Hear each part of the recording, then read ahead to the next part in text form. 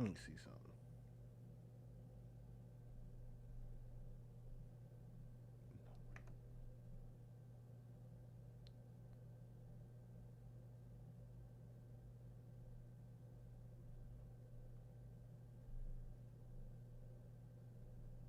Yeah, because you don't.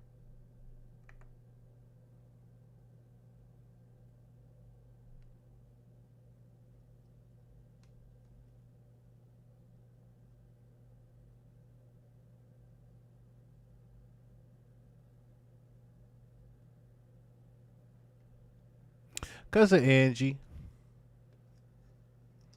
It was cause of Angie. That's why it was cause of Angie. I'm surprised I got left back, but I might have to get rid of that whole other pod now. So give me a second. I'm gonna have to get rid of that whole thing.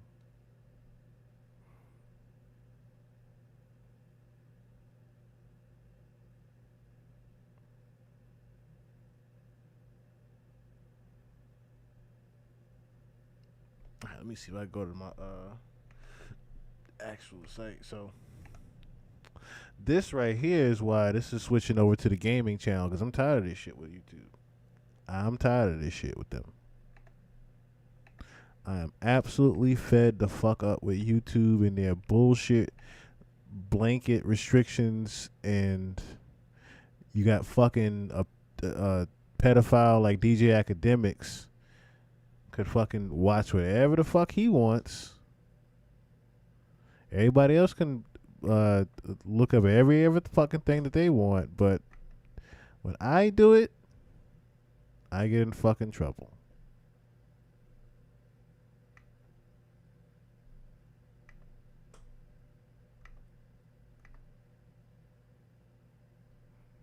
I guess I should have downloaded that first, but oh well. Oh well now.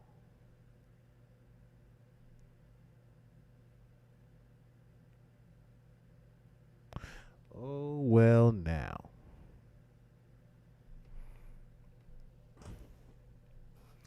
Cause I didn't need their bullshit with that one.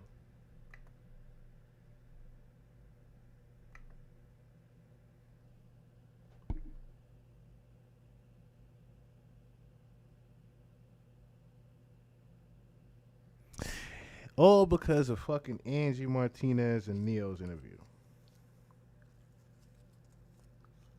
Because it's the Breakfast Club in iHeartRadio. So it becomes third party content because it's iHeartRadio.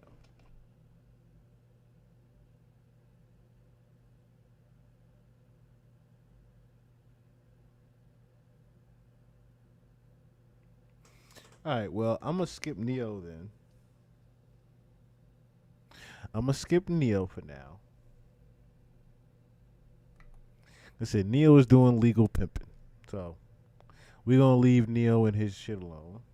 And I'm going to move on to Tory Lanez.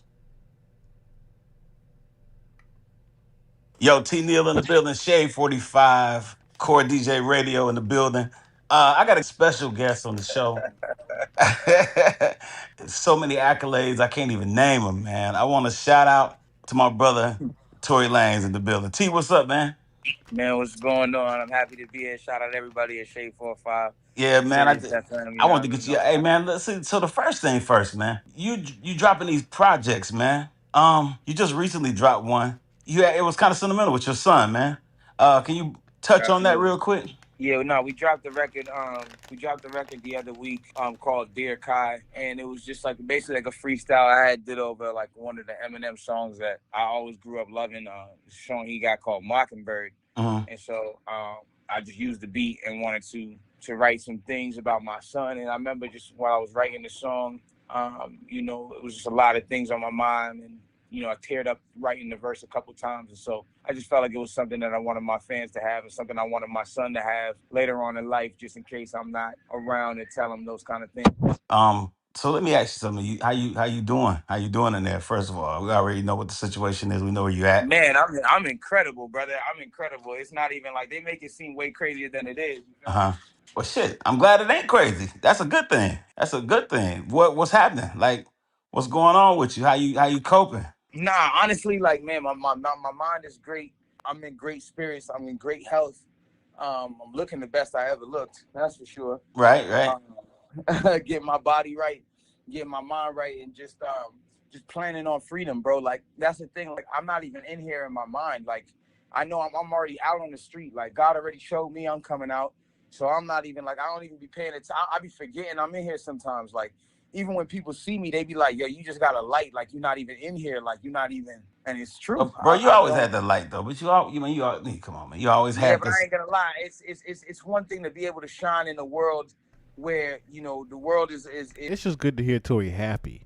That's the best thing right now. It's just good to hear him happy, even though he's not free. And that's what scares me about this is the fact that he is that happy in there, and that there are demons on the outside that want him not to be happy. That's why I keep saying that it feels like that they're trying to prepare him for death, and it looks like that they're going to try to do something to him while he's in jail.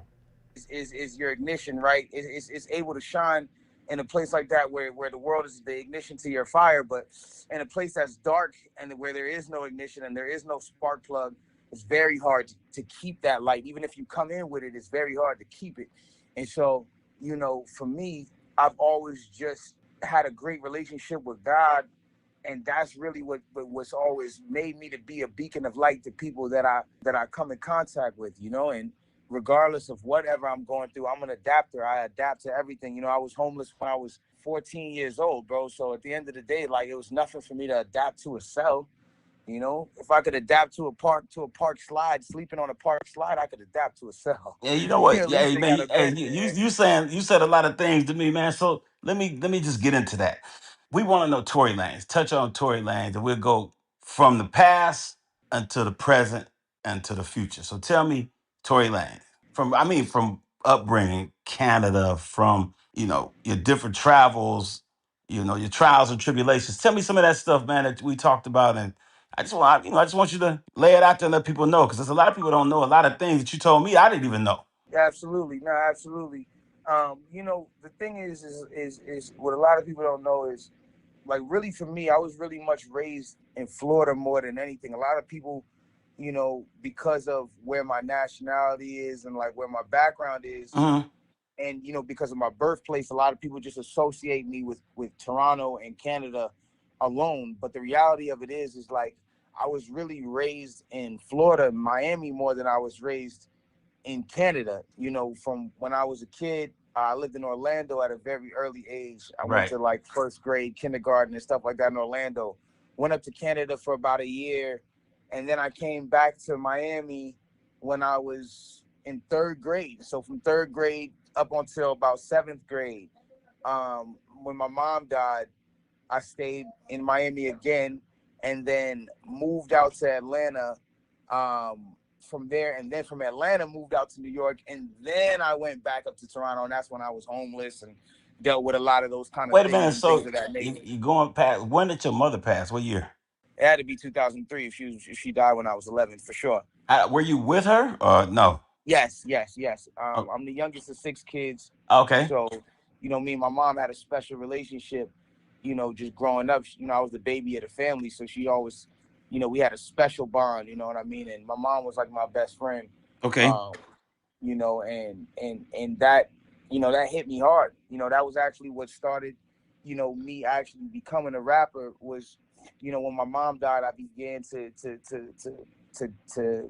need an outlet to express myself, and I became really rebellious. So in school and all of that stuff, like all of my my school records are horrible. Like I have a hundred and I have a hundred and I was always very smart, but like I have Right. 139 suspensions. What?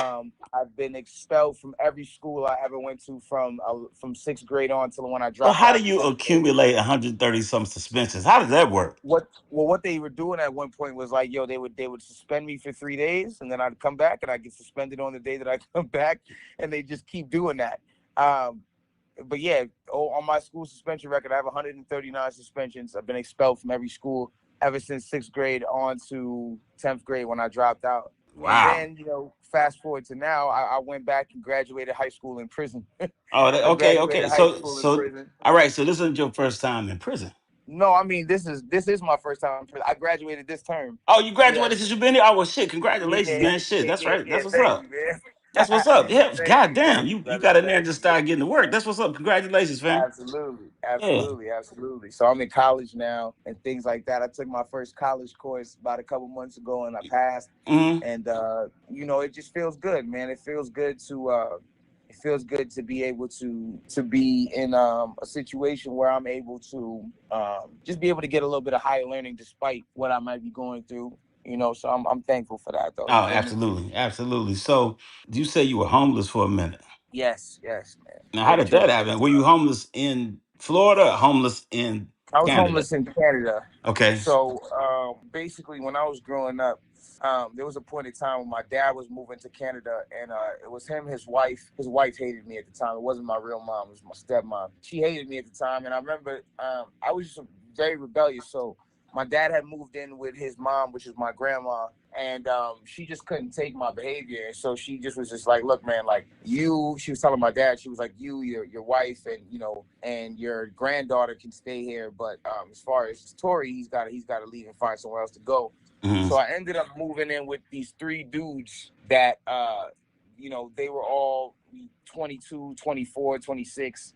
Just three brothers that my brother used to sell dope with, Mm-hmm. and they just allowed me like a little mattress kind of situation thing in their living room. They allowed me to sleep there, but they were like very much like, yo, if I buy something and you didn't buy it, like, and you touch it, like we're fading, like, you That know what I'm saying? that Like it's kind of an shit. immediate fight. And so for me, I was broke, so I had to touch their stuff. I had to eat their food. I had to drink their drink, and I was fighting just all my whole 14 through like 15, 16. All I was doing was fading like every day. Like imagine running like 5 fades a week. You Damn. know what I'm saying? Right. It's Hell like, yeah. but I'm like 14 and I'm running these fades with guys who are like 22, 24, 26. And that's when I became so lion hearted. That's why I go at everything with the approach. There's nothing that scares me, Mm-hmm. because it's just one of those things where I've always had an opposition in some sort of way, No, regardless of what it was. And then when I man, got out I've of the been there. I situation, know exactly what you're saying. yeah, Shit. and when I got into that situation, it got to a standpoint where it was like, look, man, I'm tired of fading. Like, like I'm tired of, like, I could go on the street and go steal food myself and not have to get into a fight over it. So then I just decided I gotta get out of here. I can't keep fading these guys every single week. So at that point in my life, I had to then figure it out. You know what I'm saying? And so it's times when I'm going to school, I got a big, it's like a little bit thicker than a trash bag. It's like I kind of had this elastic bag that just I had all my clothes in, and and I used to travel around with that, I've been for there. real, and it was nice. I just didn't know. I've been there. I have been there because I've been there where when I was my first time being homeless was, I want to say, around the same time, same age bracket. I want to say my first time being homeless was 17, turning 18. And it was because my uncle had kicked me out. God rest his soul, rest in peace. My uncle, make a long story short, I think I told the story before, but me and him had stopped getting along, mainly because not even getting along. I'm just gonna say that he pretty much parted ways with me because, like I said, I was number one. I was turning 18. My dad had already passed. My mom didn't really have anything to do with me, and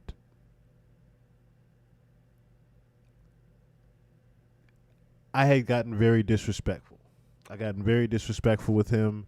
Made some very, very bad fat jokes that I shouldn't have made whatsoever, and I ended up getting kicked out that very same week for being disrespectful. Then him also finding out that I was going back and forth to jail.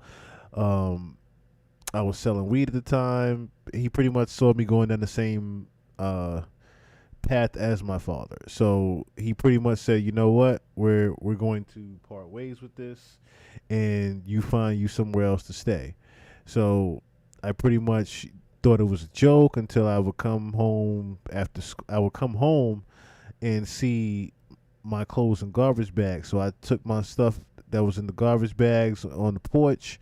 I stuffed as much as I could inside of my leather jacket and my jeans. Literally, I stuffed as much clothes and washcloths and shit in my actual jeans, and like I had a cut hole in my leather jacket that was like a stash spot for the weed or whatever, and I filled that shit up with mad clothes and shit that I could carry and whatnot. But that helped me literally survive.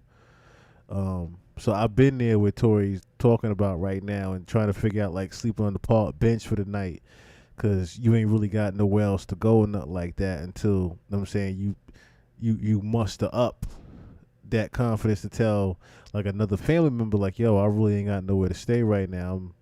I'm fucked up right now. I've been there. when I where I was gonna sleep. Like as far as okay, am I sleeping in the park today? Am I, Shit, I've when I finally said something to my cousin wasn't even in a better situation. Like he had a bunch of roaches and ants and shit like that. So he only had one bed for just him. So when he would sneak me in to even sleep where he was at, and I would just sit at the head of the bed. I would sit at the foot of the bed. I would sit at the foot of the bed with my back up against the wall, and sometimes I would wake up because it was a roach that was crawling on me, or a roach would fall on my head. I remember a couple of times a roach fell on my face and woke me up. But yeah, I guess I remember them times. am I in one of the homies' cars and I'm gonna just ask him if I could pass out in the back seat. Like I didn't know what I was gonna do. Like the real deal, like begging for change, like homeless, not like homeless, like I can go somewhere but I don't want to go there. Like real life, actually homeless, because at one point when I left, somebody else had moved into that spot, and so when I tried to come back, it was a point when it got so bad I tried to go back. When I Mhm. tried to go back, it was like my spot was taken. So, I was real deal, without a home. And so, Wow. eventually I met this dude named Rams, who basically had a studio. It wasn't a good studio. It was like in his aunt's basement, And this was in you know, Canada. yeah, in a storage room. Hmm. Yeah, it was in Canada. And I remember just recording myself doing takes, or running in the booth, or running out and stopping the take, and being my own engineer and artist at the same time. And like, there was just a couple moments. There's actually a clip that made it to World Star with me rapping inside of that room. Wow. It was the first time that I ever got on World Star, and it was this. Basically, they were saying I was Drake's little brother, and it Wow. was they went big with this rumor or whatever the case is, and then the rumor eventually turned into a whole bunch of other things. Hmm. Justin Bieber had then caught wind of my stuff, and one day Justin Bieber actually had stole 7 of my bars out of a verse that I had did, Right. and somehow, some way, some guy who had a plug to World Star at the time recognized the bars and then exposed it, and then it kind of catapulted me into the news of like all this stuff that was going on, and they were like, Wow. yo, Bieber steals rap lines from underground rapper and all this foolishness. What was the bar, T? What was the bar? I forgot, it was something like, I'm getting hella dome, call up Lady Gaga on my telephone, because she had the song called Telephone at the time. It was some foolishness. I can't even remember what the verse was, but Right. I'm sure somebody can find it online. The verse was a freestyle over Beamer Benz and Bentley by Lloyd Banks, Right. Hold on. and Justin Bieber had. We can see. Hold on. Cause Tori's not a liar.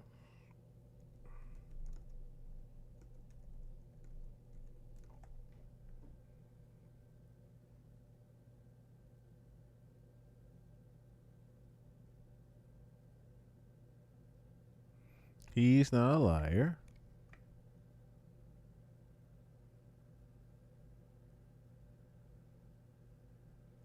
Hold on.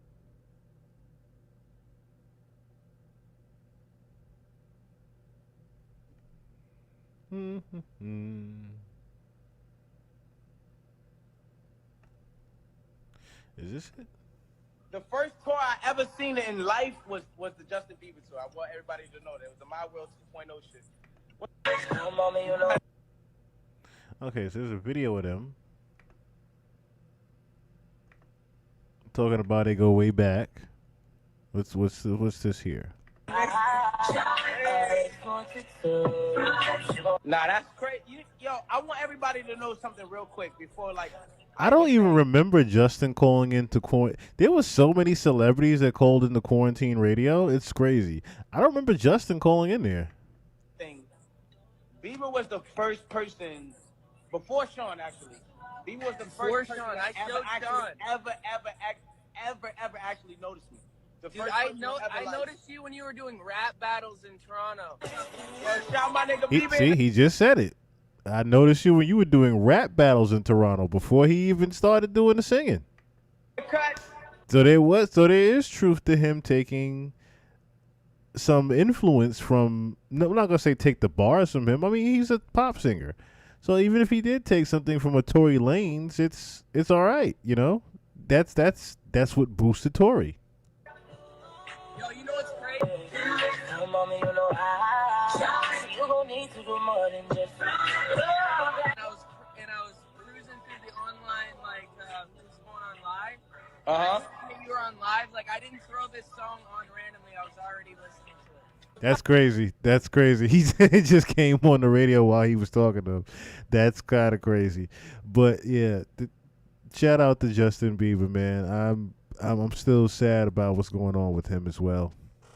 Still very sad about what's going on with Justin Bieber. I'll definitely say that. All right, let's get back into this interview also though. Went on, I think it was Transformer, one of those beats, and then he had just basically copied my bars, and then it kind of catapulted Sean Kingston into signing me, and then from there, a bunch of other things had happened. Got away from Sean Kingston, went to Interscope, Hmm. blah blah blah blah blah. The rest So is the so rest. so you You know. went from did you go was that your reason for coming back to Florida was uh after how the World Star thing and Sean got you, that was your reason Well, you coming gotta back to? understand.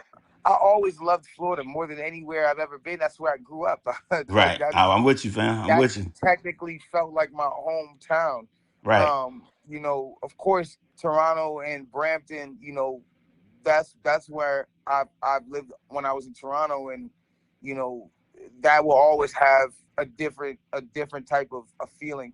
But Miami is just such a familiarity that I have with Miami that is unlike anywhere else, I've ever been. And so, as soon as you just get off the plane, it's like it hugs you, like the warmth, the humidity, it hugs you. Man, And what you man, yo, you know, you know how many, bro, you know how many times I tell people that like I could go anywhere else, bro. It was just a different thing for me. You know what I'm saying? And absolutely. like man, when you said that, it is like just a It's a warmth thing. You know warm what I'm saying? hug. Yeah, man. It's It's like it like just it's rap. like it really just, as soon as you smell the pavement coming out of that airport, it's like you just know you're in Man, Miami. dog, Like you the first. it's Hey, you the first person I heard explain it. Like I'm trying to tell you, I be trying to it's explain true. it. It's It's true. hard to explain to people how you feel about it when you're not like when you somewhere else and you trying to tell them. You know what I'm saying? It's hard. It's hard to explain to them how makes you want to grind. It makes you want to. Absolutely. You know what I'm saying? Like as soon as you get up, Absolutely. you had this feeling. No matter how late you stay up, it's like Miami, South Florida. It just makes you. You know what I'm saying? That's real. No, that's Yeah. real. That's real. It just has something to it that's it's unmatchable. It's an unexplainable good feeling about Miami that you just get. And the more you go there, the more it welcomes you when you leave and you come back. So it's just, I've always had that love for the South. And that's also why I've always been able to be versatile even in rapping, where it's like even though I was kind of second half of my life was more so raised in the East Coast, it still allows me to be able to tap into my Southern roots or Southern flavor that I got growing up, even using certain accents, going on certain beats. And that allowed me to have that different fluctuation of styles that I could pick from. Yo, hey, sidebar, my brother, Ron Mills, the man over at Shade 45, Hip Hop Nation, all he told me to tell you what's up. Man, tell my man I said what's good, man. It's been a long time. For sure, It's for sure. been I a will. long I time. definitely will tell him that. I definitely will tell him that.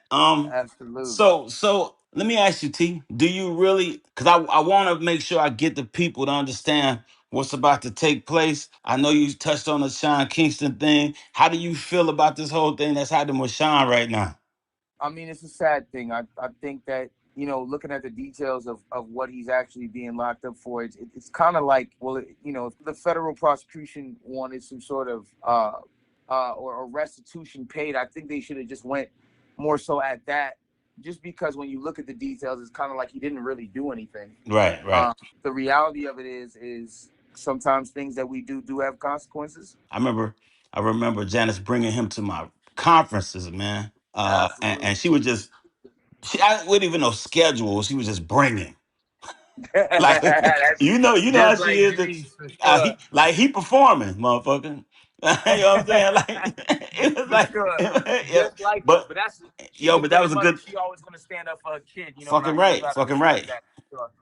Absolutely, man. But it's a sad thing. It's unfortunate what's going on, and I'm praying that everything goes well with him and his family. I'm just glad that his ear is incredible, man. Even for him going through all the stuff he's going through, for him to even come with the Chris Brown record, it's just you know what I'm saying. It's a different kind of it's a different kind of talent when you could be facing that kind of adversity and still make a record like Sensational. It's Oh, crazy. absolutely. That's the story of my career right there. You know what I'm Yeah, saying? Just my whole career has been adversity, and I know that feeling of being able to triumph through it, and it's truly a refreshing feeling just knowing that no matter what they throw at you, you can't be stopped. You know what I'm saying? And hmm that feeling in itself is unexplainable. yeah. And it's really a beautiful thing when you really tap into that and understand it at its fullest capacity. So you feel like that. I feel like that 100%. You know what I'm saying? They didn't try to stop me in every single direction, every single way possible. They didn't try to lock me down, shut me down. They didn't try to lock me away from the world, but they Man, can't. You bro, can't stop hey me. man, I'm like a cockroach. man, You know. our shit is so crazy and familiar, man. How we've been talking, man. And yo, like you killed me the other day when you told me your birthday was the 27th, bro. I was of July, man. You know, my mother's birthday is like, it was that was heavy for me, man. You know, Yeah, now it's a crazy synergy. It's a crazy synergy, and that's yeah, why I believe God linked us up. You know what I'm saying? And for those listening who don't really know that, me and Tony Neal, we locked in. You know what I'm saying? That's my brother. That's my business partner, and we really about to take it to a whole nother level. And I think it's deeper than just this interview. I think this interview man. is just really the foundation that we're gonna look back at and be like, wow, Yeah, like remember that conversation remember we when we had? did Yeah, that? You man. know what I'm saying? Yeah, remember that So it's conversation? Yeah, for sure. exactly, and so it's really a history recorded moment right now, and everything is full circle. We've been supposed to lock in, and I think the greatest thing is now is I just see God aligning everybody that's supposed to be in my life right now, and it's just like I can't second guess it. I can't, have second thoughts about it or anything. I just know that that is God. You know what I'm Man, saying? I appreciate that, man. I just been through a lot of stuff where people don't even take the time out to even give you, and I don't want to use the clubhouse phrase because I call the clubhouse phrase of flowers, bro. But I've been having some self examination situations where I just feel like with you coming along with this whole thing with the Soul Train thing, bro, and working back with Akon and just different stuff that I've been doing, man. It's just kind of solidifying. I'd rather get flowers by solidifying what I'm doing versus a Absolutely. bunch of people giving me flowers and then come back and ask for favors later. Absolutely. I feel that. I feel that 100%. They tell you this, they give you these salutations and tell you how great you are, Black Radio Hall of Fame, all these accomplishments that you do, only to come back and ask for something. If you don't oblige by it, it's like you don't have to compliment All of me. a sudden, you the worst person in the world. Yeah, you don't have to compliment me for a favor, bro. Like just let's work. You know what I'm saying? Let's just work. I know what I'm doing. I know what I've done. You don't have to do that. I'm not the type of person that's gonna wait. I'm gonna show it in my actions. The way I feel to you is once you hang the plaque on the wall, it's old. That's real. Once you hang the That's very plaque on the real. wall, it's old, bro. So I like to work like that, man. And and I appreciate you even All putting right, that let out me there, get letting everybody know what's into going on, this because here we too, we finna fuck these motherfuckers up, man. because I think this is where he gets into his legal situation right here. Inning. Mm, And the reality of it is like that's why throughout this whole situation, beyond the fact that I know that evidence wise and just in period, I'm right. actually innocent. But even knowing that I'm innocent and all those things, I just always knew that God had a bigger purpose in how He was rolling this out in the timing. Even in me going to jail, the things that I had to see, the things that I had to do to help people. I opened up a foundation called the Hands of God Project, Nice. and the Hands of God Project basically allows for us to pay legal fees to get prisoners that were excessively sentenced to basically get back on appeal and also get resentenced and get home. Right. And I send about 7 people up a month for resentencing. I give them all lawyers, all legal. The same lawyers that I use are the same lawyers that they use, so they're not getting some second-rate lawyer or anything like that, And you doing which that unite from the and you people. doing that from all right there.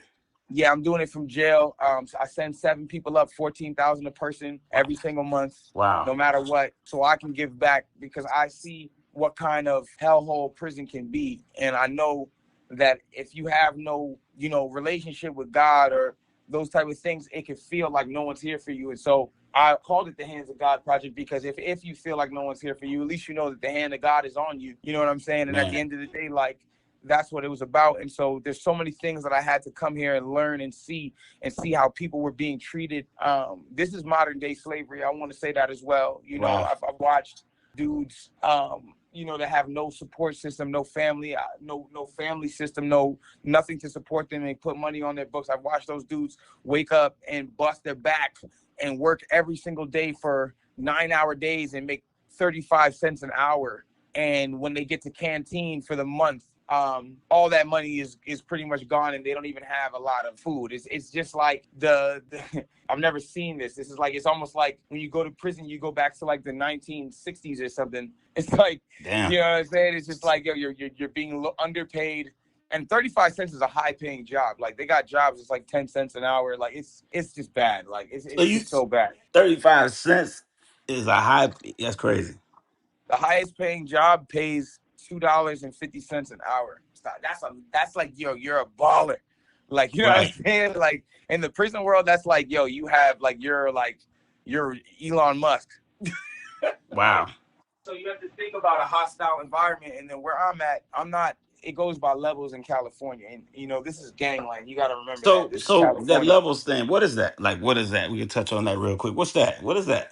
All right, so the way it works, it goes in levels. So they got level 1, level 2, level 3, level 4, and that's the level of custody level that you're on. So basically, like, level 1 is usually like pettier crimes, or like you're about to get out, or you've been doing well enough that you're on a level 1, so you're on the most quietest, like, freest yard you got. You know what I mean? It's not a maximum security; it's more so minimum security.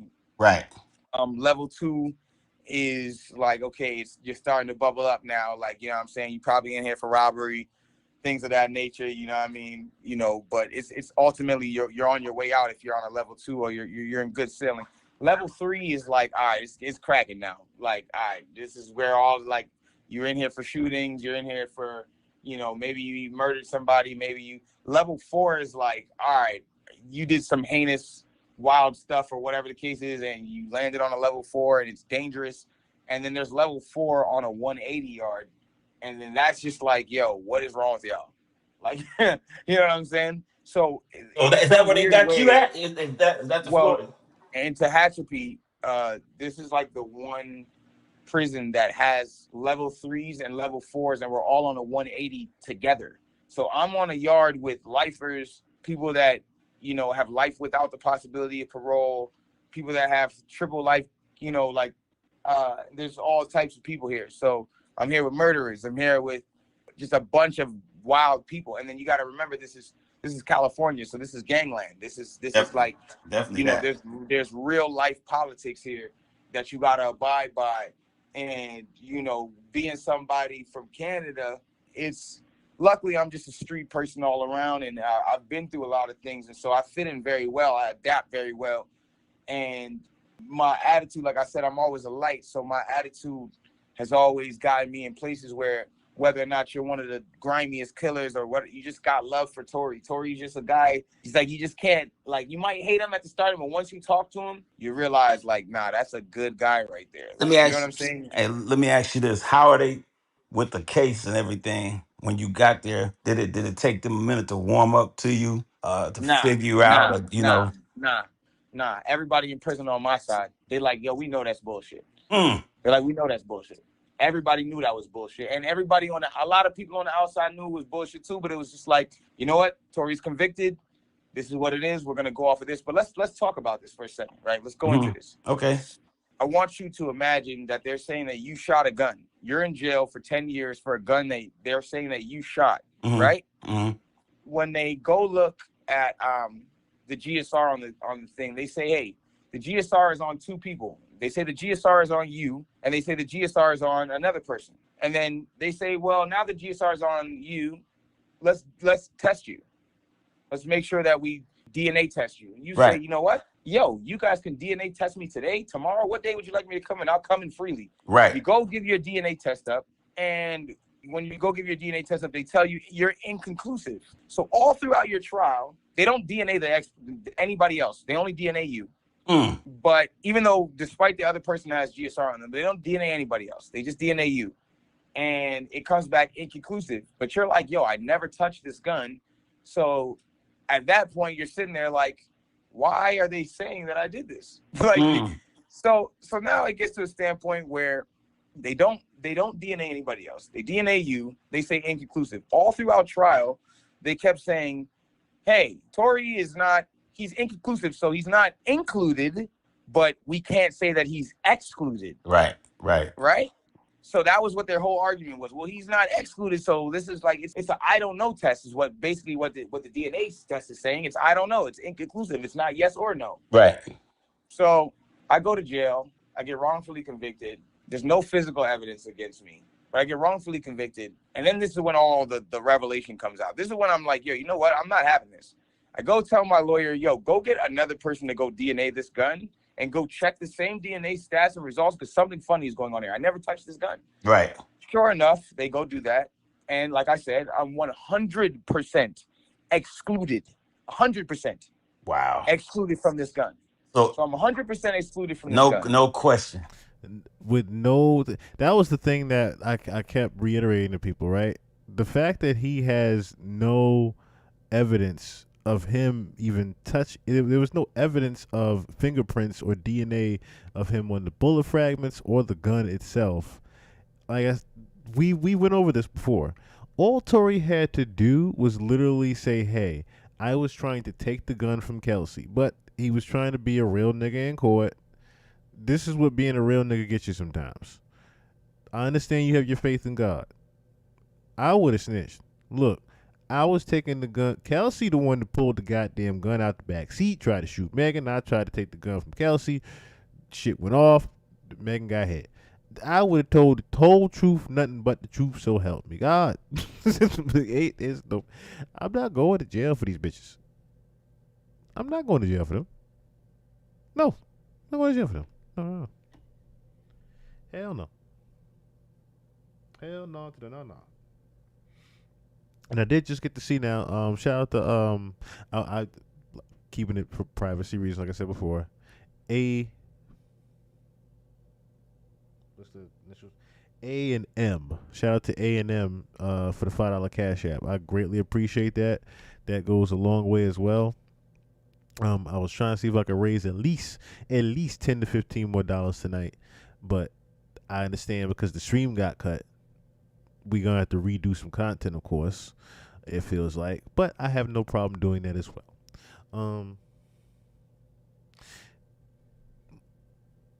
Right now, if you're just tuning in, he is getting into his legal situation and why he feels he should be free, which is very true. Being that all this is true, what is Tory Lanez actually even convicted of? No question. I'm 100% excluded from this gun. There's no fingerprints of mine on this gun, on the magazine, on the bullets. However, there's 4 other fingerprints and 4 other DNAs on this gun. So this gun is not wiped down. Nobody wiped this gun down. 4 people are contributors on this gun. The main contributor is a 95% contributor. That means 95% of the ownership of this gun should go to that person. That person is not me. The other contributors of this gun is another male and 2 females. Right. Now, if the other contributors of this gun are a male and 2 females, but I'm 100% excluded, why the fuck am I here? That's a fact. Why am I here? Well, then let's take it a step further. They said that this person was shot, and they said that they retrieved bullet fragments out of her foot, supposedly. allegedly. Uh-huh. Those fragments that they so-called said they took out of her foot, Cedars-Sinai Hospital comes back in my discovery and says, hey, we lost the bullet fragments. Wait a minute. How do you? Wait a minute. What? Now, come on. I've watched a lot of episodes of Law and Order. How do I've you watched a lot of lose? episodes of CSI. I understand that the police can do things like that, but the Uh-huh. hospital is not going to lose whatever they claim that they extracted from any part of your body. They're How do? not going to lose that. Well, how do you lose bullet fragments? How is that possible? Exactly. Now, let's take it a step further. They used up every bit of DNA Mm. so that That's a great question nobody right could there. get How do you lose bullet fragments? I'm sitting here listening. Like, how do you lose bullet fragments like that? That's not even possible. That's just someone tampering with evidence in the back there. Like I said, it's little things that we went over before about this case that was just super funny about it. tested. So right now, if I wanted to test somebody else for this gun, I couldn't Because there's no DNA. because there's no DNA left. There's a certain amount of DNA that they put on a gun for you to test it. They used all of that DNA testing me, knowing that I was not the contributor, so that they would not be able to have enough to test anybody else and convict anybody else. Wow. So then on top of that, then they sealed the gun. So nobody knows where this gun is registered to, if this gun is licensed. You can't see this. You can't find this gun. It's somewhere sealed. You'll never see this gun ever. So even in trial, they didn't produce this gun, and they kept saying that it was sealed. It was sealed. It was sealed. Sealed. No one says any objections. It's sealed. It's sealed. It's sealed. Right. Okay, cool. Now that that's done, I want to go back over these facts with you one more time. I'm in jail for a gun that they said that I used to assault somebody with. I have no fingerprints on this gun. I have no DNA on this gun. This gun is not even around for you to see this gun. The bullet fragments are missing according to the hospital. So you can't even say that these bullets came from this gun. And on top of all of that, I'm 100% excluded from the bullets, from the gun, from the magazine, from any fingerprints on this gun. However, there's still 4 other people's prints on this gun. So this gun has not been wiped down. Why am I in jail? Wow. Why am I in jail? Wow. I mean, well. So with that being said, it's like, I've ate this. I ate it. You know what I'm saying? I took the time. I didn't get on the internet crying about it. And I took it like a man, and I said, God is gonna handle my situation. And that's where I put my trust in, and that's why I've been fine all this time. Because he will do it for me. He will do it for me. And I remember everybody laughed at me because I put out this tweet when I was right before trial started, and I said, no weapon formed against me shall prosper. I remember blah, that. blah, blah, blah. And I said, I'm gonna let this tweet age. And everybody laughed at that, right? Everyone was like, whoa, this didn't age well when I lost. Everyone was like, oh, this didn't age well. But the funny thing about that thing is that I said let this age for a reason. If I knew I was gonna win right then and there, why would I have to let it age? Facts. I knew I was going to go through tribulation, but I knew at the end, God's promise was that I was going to be bigger and better, and I was going to beat this situation. Well, family, that's what will happen. Hey, well, that's what I'm here for. I'm ready to It's time. expedite that situation. It's time. Yeah. And that's why God is aligning, and that's why I don't take anything by coincidence. God is aligning every person that's supposed to be in my life right now, and he's removing everybody. And guess what? It's going to be a lot of stay over there, my G's. Like, it's going to be a lot of a whole bunch of that. A lot of those. You know what I'm saying? The thing about it is like, I'm not a bad guy. I'm not a villain, but I'm far more cutthroat than I used to ever be. So it's like the things that I used to be susceptible to allowing to happen around me will never happen again. I run a very tight shift. I'm the boss of my company, but at the same time, all my life I've been a boss, but I've never had taken the chance to partner with other bosses and create an empire. And so it's people like you, Tony Neal, and people, like Dre London, and the ones that are truly, I'm gonna go into my next chapter with. There's a different grace, there's a different light that's about to be shining on us. You know what I'm saying? Yeah. And even the people that right now, they may look at you and be like, yo, Tony, why are you linking up with Tory? And what is this? And we don't know what's going on. They know deep down the conviction that I'm talking with is not for no reason. They know I know something that they don't know. Right. Right, They man. know I know something they don't know. Man, hey, man, I ain't worried about that. I've been doubted my whole life. Why you doing this? Why you talking to? Yeah, I had that shit. Well, you ain't scared to Absolutely. do this with Tory? Nah, what the fuck? Nah, nigga, no, fuck no. Why you doing? Why you imagine public announcement? You know what I argue, man, all that shit. Then fucked around and got the Soul Train shit through them. Can you believe that shit? So it's like I always, you know. Ah man, Akon's like then now his cat is out here killing motherfuckers, like killing shit again. Like it's always a doubt Of before. course. It's Of always course. gonna be a It's always going to be a doubt before the success. It's always a doubt before success. That's very true. That is extremely true there. That's extremely true there. All right, let me see.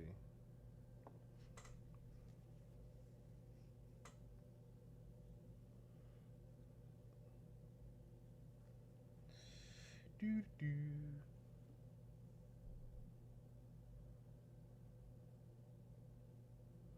Oh, I don't know if y'all seen this. This is been going around too. About did anybody see what happened with Jim Jones and Neon? This is pretty damn funny. So apparently Jim Jones, Neon was doing a live stream with Jim Jones, and Jim Jones was taking him through Harlem. Oh no, we out of here. We going this way. Oh, Now we out. okay. I didn't know he was there.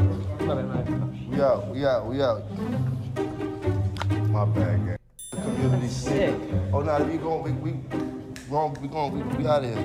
We going this way. Oh, Now we out. okay. I didn't know he was there. We out. So if you can't tell necessarily what's going on here, Jim Jones was taking Neon through the projects and ended up taking him through one of the Harlem lobbies. Well, we all know, I should say, well, some of us know what sometimes also happens in lobbies, okay, of the apartment buildings. Sometimes there are fights there, sometimes there are other activities going on, for lack of better words. In this particular situation, people were saying that there appeared to be I'll just say a deal going down, okay, allegedly. And Jim, being the good hood Samaritan he is, immediately recognized what was happening and decided to U-turn the entire camera crew. Community Sick. Oh no, we out of here. We going this way. Oh, Now we out. okay. I didn't know he was there. I didn't know he was. We out. My bad, gang. Yeah. Oh, fuck. Ain't tell me What, niggas that is no one? motherfucker.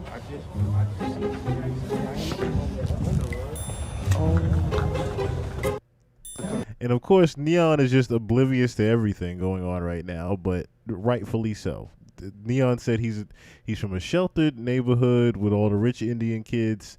Doesn't necessarily know about this particular lifestyle. So, rightfully so, he was oblivious to what was going on and just walking behind Jim Jones through I'm in Harlem. I'm getting to see the hood, and something very hood is happening that cannot be on camera.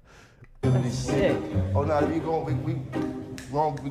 out of here. We going this way. Oh, Immediate U-turn.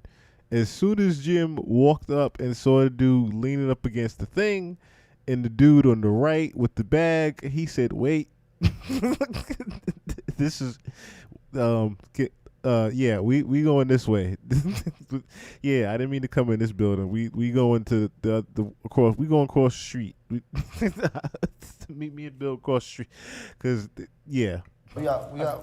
I didn't know he was there. We out. My bad, gang. Yeah. oh, fuck. Ain't tell me What, niggas that is no one? motherfucker. Luckily, no one saw anything. No one saw any faces on the camera. Nothing. So, just again, kudos to Jim. I mean, everybody says Jim Jones is a bad dude, but that's one of those things where Jim Jones is a good dude for. He could have let that. He could have let that go down on the camera. Instead, he said, wait, no, this is a bad idea.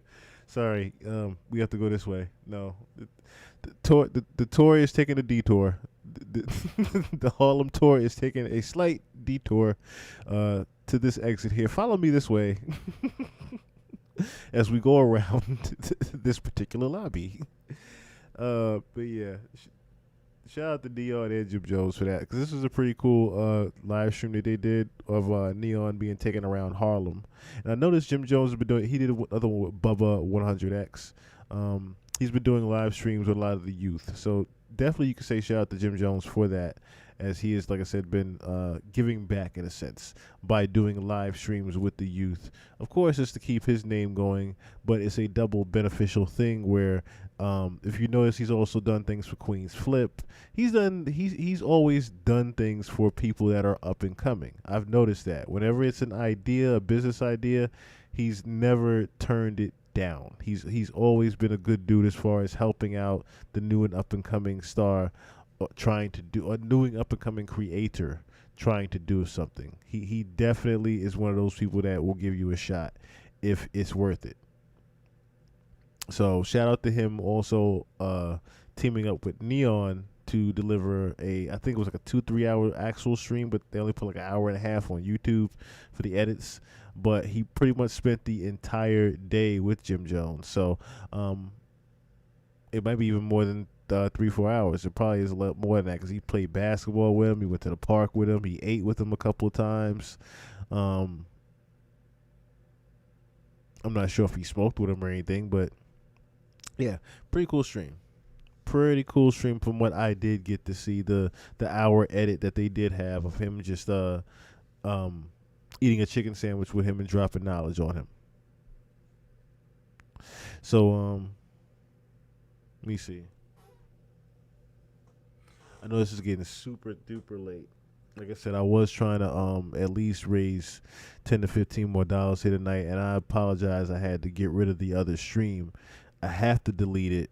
Unfortunately, I didn't have time to edit it out, but I have to delete it because of YouTube, and they were going to pretty much, they gave me a warning this time. They didn't cut the channel, as you guys could see. They didn't cut the channel because I quickly removed what the third-party content stream was, which was the Angie Martinez interview.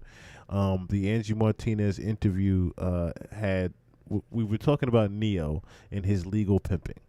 I thought about just putting a picture of Neo up and just having that play in the background, which is what I should have done. I wasn't necessarily thinking that, because I've played Angie Martinez interviews up here many times and nothing has happened. I didn't realize that something would happen now, being that she's pretty much her own show with iHeart and all that. She's pretty much the Oprah of iHeart, so I didn't realize that would be like a third-party content strike for me, as much other shit that I usually show.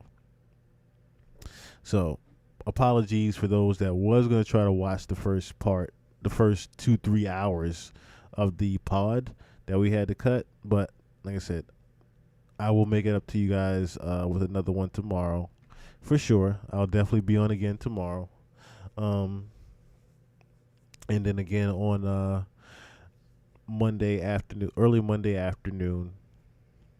We'll be doing it again early Monday afternoon, and then Tuesday afternoon again.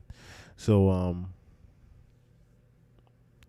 gonna go ahead and call it an evening. So I do have to get myself up for work. I'm gonna try to figure out how to get my ass back from work to pod to you guys tomorrow night. I will figure that out. And as always, it was fun. As always, it was fun. Shout out to everybody that does help and donate to the Cash App. Really appreciate you guys. Like I said, apologies that the first half of the pod was cut because of YouTube's unnecessary strikes and whatnot. So I was just trying to avoid having the channel be completely cut. What should I say? Completely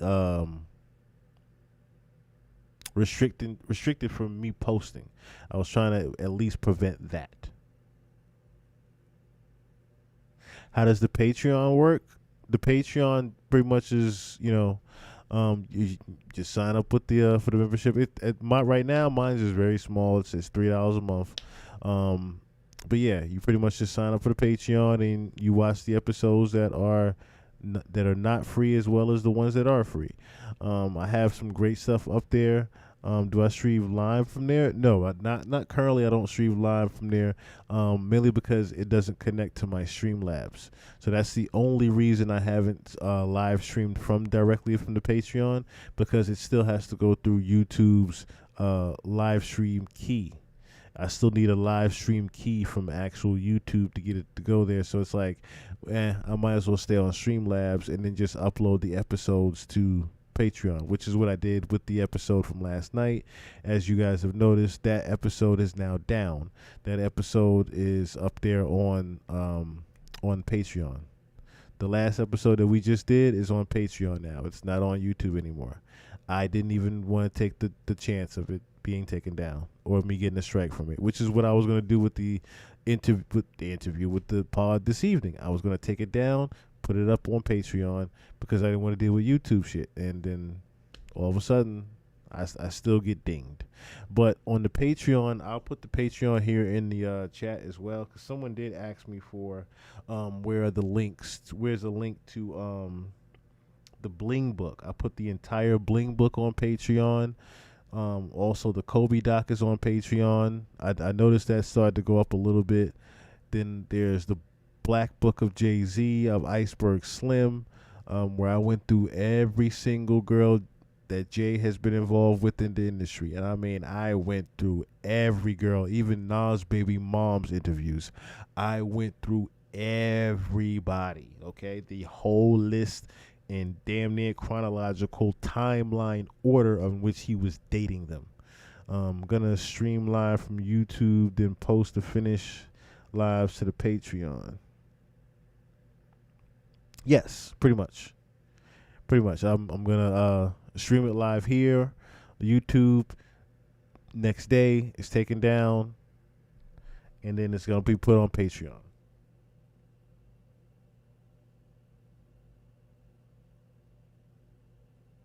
I'm actually gonna put the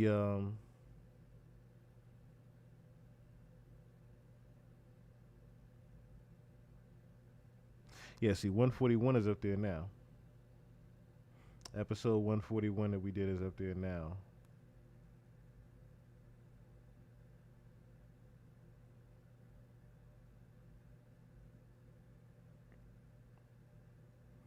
Yeah, see, people love the Kobe doc that I did, the My Goat Kobe Bryant one. That was a special one we did. The Isaac Cappy live, the full Isaac Cappy live, uncensored, is on there as well. The Belly watch party we did, I believe the Blink Twice, the Blink Twice watch party we did is also up there.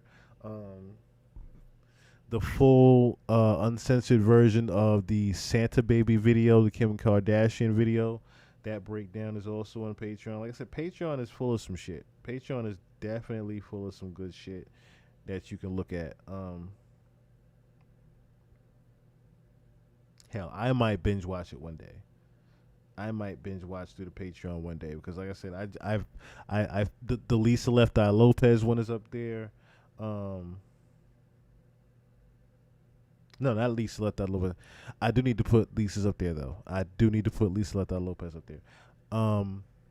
Little Kim, because Little Kim's got removed from you. Little Kim got me a strike like twice, so I couldn't keep Little Kim's on the channel whatsoever. So Little Kim's is exclusively the Ghost of Bad Boy. Little Kim, her episode is exclusively for Patreon. You will never see it on YouTube because of the copyright strikes that I got from it. I should have did the same thing with the Twitch and Ann Hesh, which I think what I'm going to do is end up just putting a nice little comprise together of the Twitch and Ann Hesh information that I looked up on how Twitch was set up by Ellen DeGeneres, allegedly, and Ann Hesh was as well set up by Ellen DeGeneres. I'm going to put together my little all my videos that I do have on the channel, because there are the videos on the channel of me breaking down what happened with Twitch as well as Ann Hesh. Like I said, I've put together some stuff for you guys. So I do hope you guys do love the Patreon as well. I'm going to be putting, like I said, some more things on there. I was trying to still do a special episode that will be on the Patreon. So I think that's what we'll do Monday instead, because I keep feeling like I'm procrastinating doing it now. So I think Monday Monday afternoon, more than likely nothing will happen by then.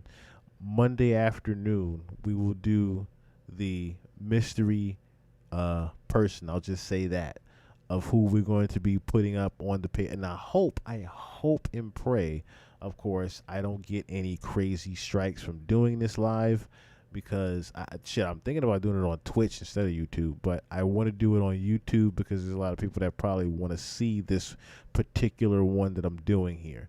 And this is a long time coming, this one. And I know a lot of people are going to love it. So shout out to everybody that showed up this evening. Shout out to everybody that came back after the shit got cut. I noticed there wasn't a lot of people that came back after it got cut. But again, apologies for me not realizing. Once again, Angie Martinez is the Oprah Winfrey of iHeartRadio right now. So this third-party content strikes, and I had to immediately remove that particular part of the show. So, and the whole beginning of the episode, it wasn't like I had time to just edit it and knock it down or anything. So we'll have to, I guess, one day or sometime tomorrow do the we'll recap what happened with Shannon Sharp. So, and Shaq setting him up. I think we also went over a couple other things. I'm trying to think now. We went over Ye. We'll go over Kanye again if we have to. Just keep me in your prayers. I'll say that as well. Keep me in your prayers. And God bless you guys all.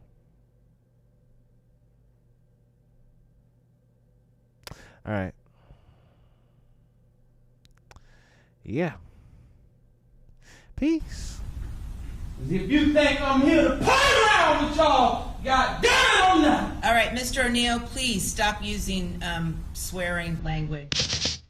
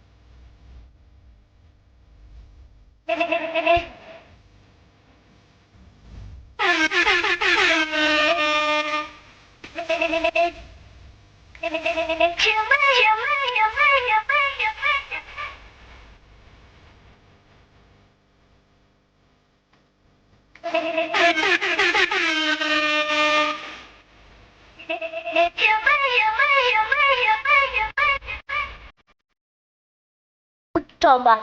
What you talking about? What you talking about, bro?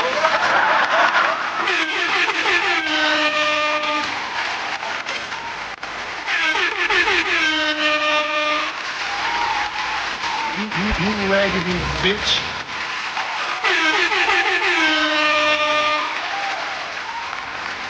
See little shit like that lets me further know what it is you really do.